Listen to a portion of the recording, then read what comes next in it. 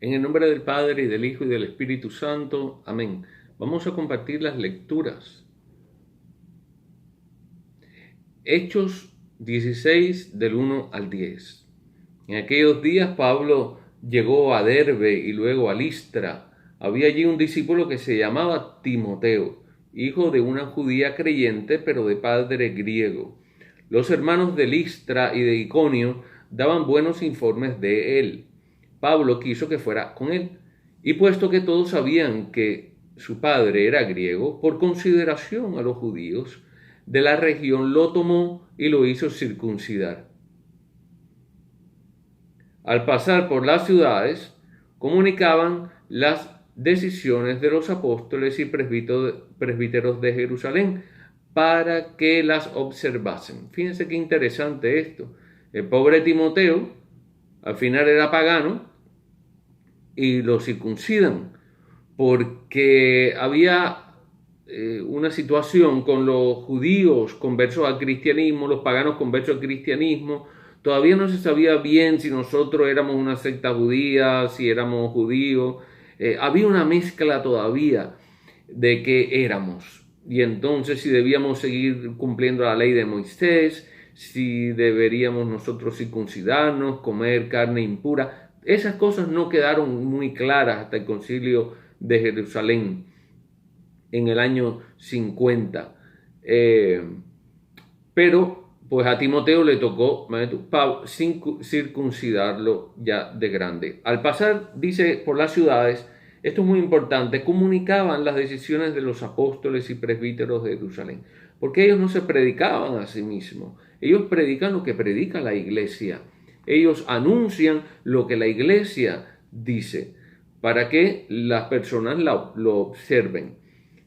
Observar no de mirar, sino de hacerlo. Las iglesias se robustecían en la fe y crecían en número de día en día. Y esto es algo que nosotros también estamos haciendo, transmitir, comunicar lo que los apóstoles y presbíteros deciden referente a las comunidades cristianas para que se haga. ¿eh? Y las iglesias dice que, incluso en nuestro tiempo, ahora en este tiempo que estamos viviendo, que trabajamos para el robustecimiento en la fe de nuestros hermanos y también de nosotros, y crecer en número día a día. Dice que atravesaron Frigia y la región de Galacia, o sea, toda Turquía. Al verse impedido el Espíritu Santo anunciar la palabra en Asia, ¿no? Dice que ellos tenían pensado ir a Asia, pero dice que el Espíritu Santo se los había impedido, porque a veces tú tienes planes, pero Dios tiene otros, y realmente se traban tanto las cosas que no puedes pasar.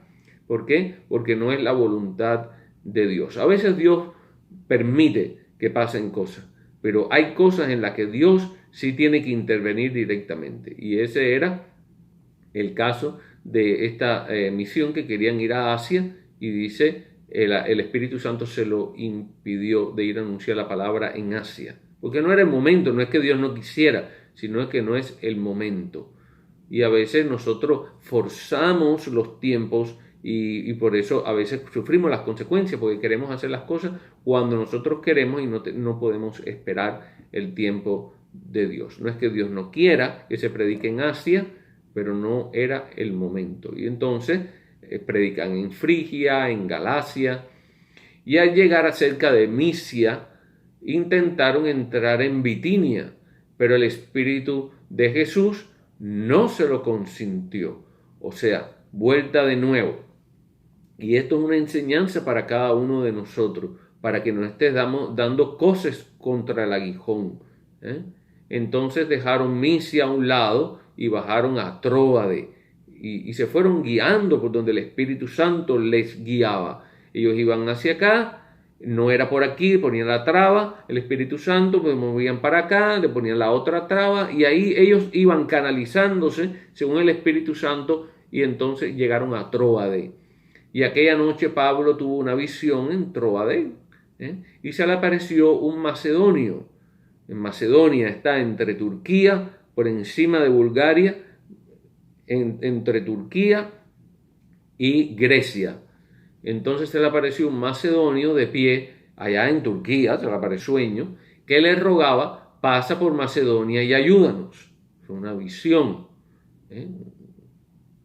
Apenas tuvo la visión, inmediatamente tratamos de salir para Macedonia, seguros de que Dios nos llamaba a predicar el Evangelio. Fíjense, ahora podemos entender, porque generalmente nosotros entendemos las cosas que hace Dios después que pasan las cosas. No era Asia, no era Bitinia, ni siquiera era Tróade, era Macedonia donde Dios quería que lo mandaran. Y apenas tuvo la visión, inmediatamente tratamos de salir para Macedonia, seguros de que Dios nos llamaba a predicarles el Evangelio. En el Salmo 99, dice: aclama al Señor tierra entera. Ese es el ideal, que toda la tierra aclame al Señor. Y nosotros lo que estamos experimentando es que este mundo cada vez se aleja más de Dios. Pero la palabra de Dios, el Salmo 99, nos incita, nos ayuda para que se cumpla esta palabra: aclama al Señor tierra entera. Aclama al Señor tierra entera, sirvan al Señor con alegría, no servir al Señor así con una cara así de como si hubieras comido un limón, cara triste. No somos así los cristianos somos alegres en medio de las dificultades. Somos alegres. No es que no vayas a estar triste alguna vez o molesto y demás, pero que esa no sea la conducta habitual tuya ni mía. Entonces sirvan al Señor con alegría, entren en su presencia con vítores. Fíjate que el salmo es tan hermoso, porque generalmente cuando el rey está y llega un súbdito, llega una persona, ¿verdad?, a ver al rey, anda con el rey con su séquito y todas las cosas, entonces tienes que hacer como una liturgia ahí para rendirle honores. Y dice: no, mira, aquí con Dios es diferente. Entren en la presencia de Dios con vítores, dice, con cantos. Aquí el protocolo es distinto a todos los demás protocolos. Un protocolo frente a un rey, un protocolo frente a un presidente, un protocolo cuando vas a ver al Papa y un protocolo con Dios. Mira cómo empieza: entren en su presencia con vítores, cantando gozosos. Así que sepan que el Señor es Dios, dice el Salmo 99, que Él nos hizo y somos suyos. Él fue el que nos hizo y somos de Él. Aunque haya personas que no saben quién los hizo, dice mi mamá y mi papá. Yo no sé si tu mamá y tu papá te hicieron, o sea, colaboraron con Dios, porque tu mamá y tu papá, pregúntale, no te hicieron ni la columna, ni las venas por donde pasa la sangre, ni tu cerebro, ni tu oreja, ni tu nariz, ni tu lengua. Ellos no hicieron nada de eso. Todo eso lo hizo Dios, por colaboración con tu madre y tu padre. Entonces, Él fue el que nos hizo y somos suyos. Hay personas que creen que Dios los hizo, pero no son para Dios. Son para sí mismos. Porque siguen su manera de ser, su manera de vivir, y no quieren dejarse guiar por Dios. Entonces sepan que el Señor es Dios, que Él nos hizo y somos suyos, su pueblo y ovejas de su rebaño. El Señor es bueno, eso no quepa duda, porque Satanás siempre te dice que Dios es malo, que no te ama, y nosotros nos creemos todas esas cosas. Porque si Él te amara, tú no sufrieras, eso no tiene nada que ver. La vida viene con sufrimiento. Y Dios puede ser muy bueno contigo y tú estás sufriendo.